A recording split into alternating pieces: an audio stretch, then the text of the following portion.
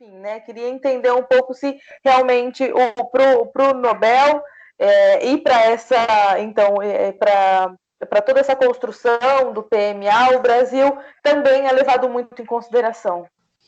Sim, o PMA é uma agência, o WFP é uma agência, a gente está usando o nome WFP para que todos conheçam, né? Porque muda na nomenclatura em cada região, então as pessoas desconhecem. Então, o WFP é uma agência que vive do multilateralismo. O que isso significa? Ela vive de doações de vários países do mundo. Aqueles países que têm mais doam para ajudar aqueles países que têm menos. E o Brasil está no grupo dos que têm mais. E por isso que o Brasil faz parte da família WFP. O Brasil sempre, desde o início do século, sempre foi um player importante nessa construção. O Brasil, durante alguns anos, foi um dos maiores doadores de alimentos para o WFP, ou seja, várias populações do mundo foram alimentadas com arroz brasileiro, com feijão brasileiro, com milho, com soja. O Brasil foi muito importante e tem sido muito importante também na cooperação para o desenvolvimento.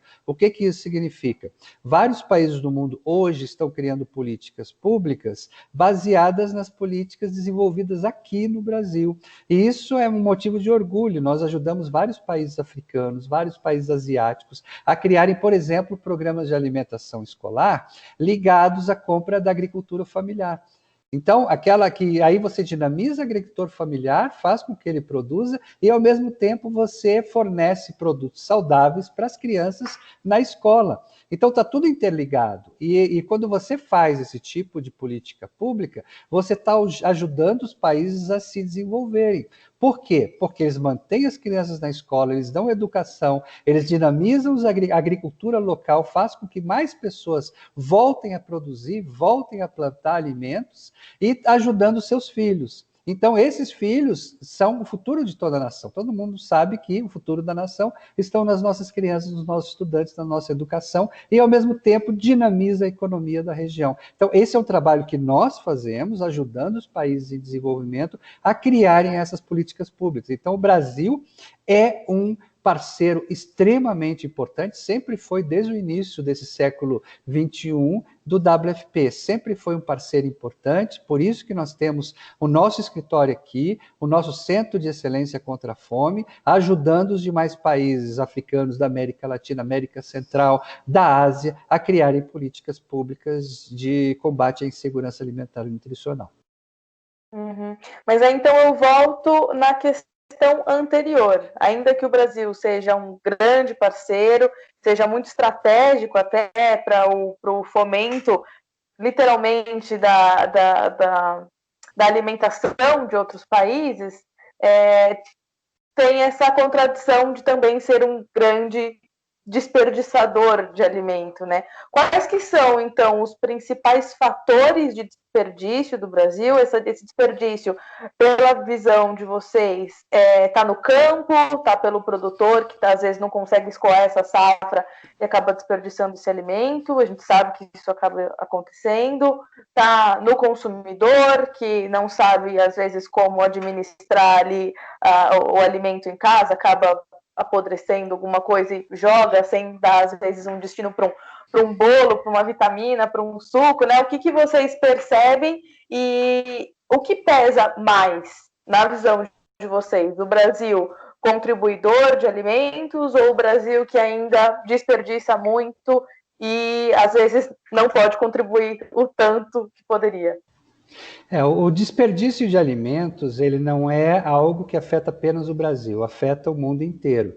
E o Brasil, por estarmos aqui discutindo esse caso aqui internamente, o Brasil é um dos maiores produtores de alimentos do mundo. Então ele tem cadeias alimentares, ele tem um agronegócio que é extremamente importante. E a questão do desperdício, ela acontece em todas as etapas, desde a produção, a questão do escoamento. Você sabe que nós temos estradas que não são muito propícias para escoamento de alimentos, refrigeração, como condicionar esses alimentos alimentos, ainda se usam aquelas caixas, então às vezes você amassa os alimentos, aí todos aqueles alimentos que estão ao redor da caixa, o produtor do supermercado, o que vai vender final, ele não quer vender um abacate amassado, ele não vai vender um mamão amassado, uma laranja, uma maçã. Então, o próprio consumidor não quer esses alimentos. Então, nós teríamos que criar soluções criativas para que nós utilizássemos, porque você sabe que o mamão, pelo fato de estar amassado, ele não perdeu seus nutrientes e suas qualidades nutricionais. Ele serve para muita coisa para ser feita.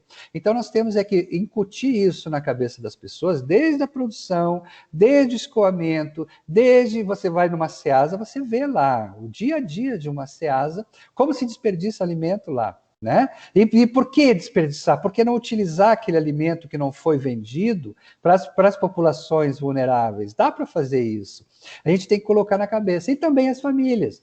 Muitas vezes nós cozinhamos alimentos mais do que o necessário e muitas vezes a gente esquece alimentos lá no fundinho da geladeira. Então, quando a gente começa a se conscientizar, os europeus hoje estão muito mais conscientizados. Eles só compram aquilo que eles vão consumir naquele instante. Nós ainda temos aquela cultura de comprarmos muita coisa como se estivéssemos numa guerra, não vai ter mais no supermercado no outro dia. E não é assim. Os alimentos perecíveis têm que ser comprados diariamente, ou a cada 2 dias, vai no supermercado, vai na feira, e compra aquilo que vai ser consumido agora, para você não estragar.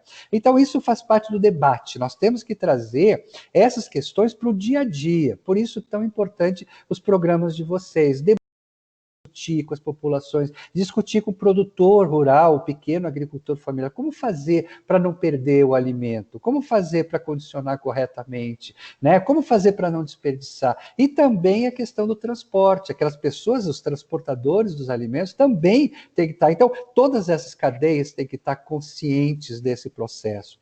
Mas o Brasil, independente de ser também um país que desperdiça alimento, ele é um país dos mais importantes exatamente pela função exportadora e produtora de alimentos. O Brasil exporta alimentos para muitos países do mundo, é um dos maiores.